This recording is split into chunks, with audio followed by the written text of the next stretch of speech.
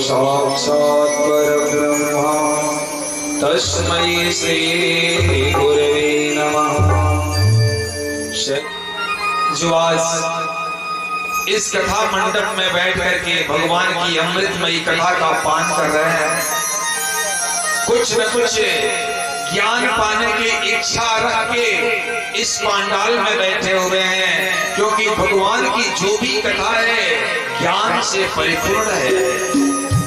अब आपके ऊपर है कि आप कौन सा ज्ञान लेके यहाँ से जाते हो, लेके जाते भी हो या नहीं जाते हो, अपने जीवन में क्या उतारते हो, ये सारी चीजें आपके ऊपर है। लेकिन यहाँ जो भी बातें होती हैं वो सारी बातें ज्ञानपूर्ण है, ज्ञानप्रद है, इसलिए आपको इन बातों को अपने जीवन में उतारना चाहिए।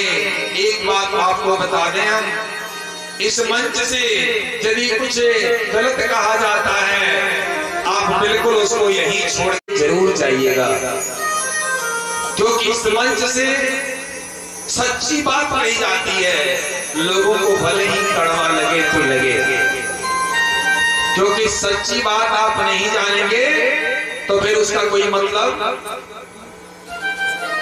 अभी हमारे देवानंद जी बहुत ही सुंदर ज्ञानप्रद प्रसंग को रखे हुए थे और इसमें बेटी और बेटे की महत्ता का वर्णन कर रहे थे और बता रहे थे कि बेटी वो होती है, उसके अंदर वो शक्ति है कि अपने बच्चे को संस्कारित करके अच्छा संस्कार दे करके एक बहुत बड़ा विद्वान बना दे, बहुत बड़ा संत बना दे, बहुत बड़ा ज्ञानी बना दे, जो अपने माँ बाप को क्या सम्मान दे, वो दुनिया के लोगों को उपदेश करेगा कि तुझे भी अपने माँ बाप का सम्मान करना चाहिए।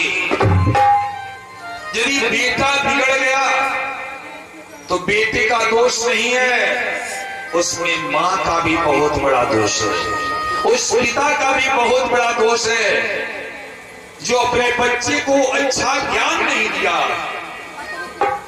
बेटा और बेटा लेता और इच्छा होती तो बहुत बड़ा कलश बना लेता और इच्छा होती तो बड़ा बड़ा प्राण बना देता, लेकिन वही मिट्टी का बर्तन जब पक जाता है आग में, उसके बाद वो कुम्हार चाहे तो क्या उसको बदल सकता है? नहीं बदल सकता।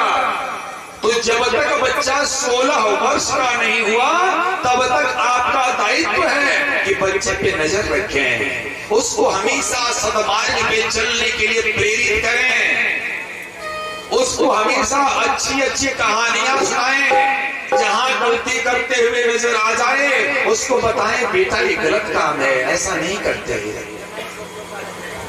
लेकिन बेटा तो जाता है कहीं से कोई सामान चुरा के लाता है और माँ देख देख खुश हो जाती, चलो बेटा कोई बात नहीं, अब 2 महीने तक तुमको पेंसिल खरीदने की आवश्यकता हमें।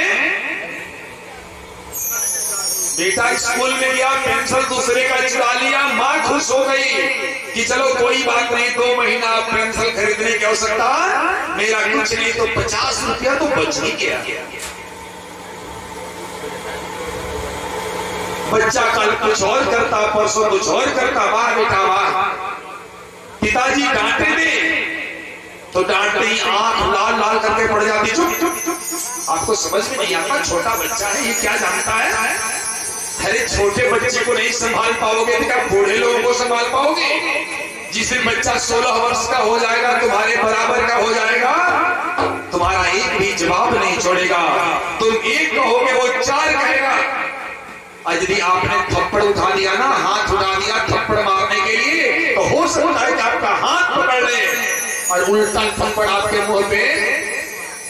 इसलिए हमारे धर्मशास्त्र में कहा गया लाडयेत पंचवर्षाणि, 5 वर्षों तक लाड प्यार दीजिए। 10 वर्षाणि ताड़येत, 10 वर्ष का बच्चा हो जाए ना, थोड़ा ताड़िए उसको,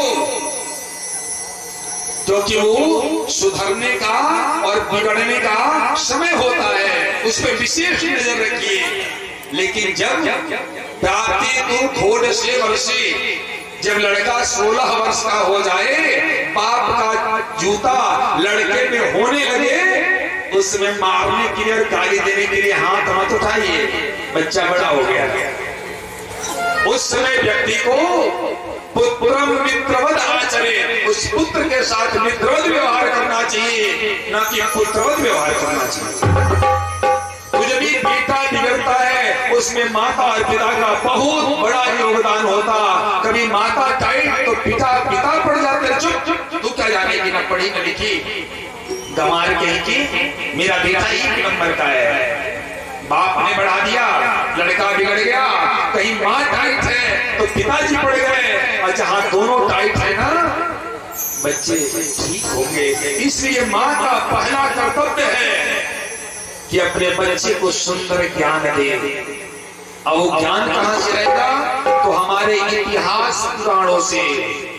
उसे रामायण की कथा सुनाए, उसे महाभारत की कथा सुनाए, उसे श्रीमद् भागवत की कथा सुनाए, उसको सीरियल दिखाए जो महाभारत रामायण है। हो सकता है कि उन चीजों को देख के उसके मन में आए कि नहीं, मुझे पिता की सेवा करनी चाहिए, माता की सेवा करनी चाहिए। मंदिर में दीपक जाके जलाने से बेहतर है कि पहले घर में दीपक जलाया जाए। मंदिर के देवों की पूजा करने से बेहतर है कि पहले माता पिता की सेवा की जाए, जो साक्षात देवता हमारे घर में पड़े हुए हैं। हो सकता है कि उसके दिमाग में आ जाए कि माता पिता की सेवा करके हम वो प्राप्त कर सकते हैं जो दुनिया में आज तक किसी ने भी प्राप्त नहीं किया।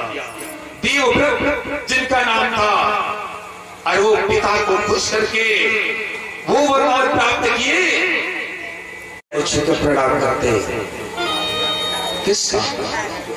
पहले माता पिता के पैर को तो छुओ। मैं नहीं कहता कि दूसरों के पैर को नहीं छूना चाहिए, मैं तो ये कहता हूं छुओ, सबका पैर छुओ, लेकिन माता पिता का अपमान न करो, माता पिता को खुश करने का प्रयास करो। तो इसमें आप लोगों की बहुत बड़ी भूमिका है।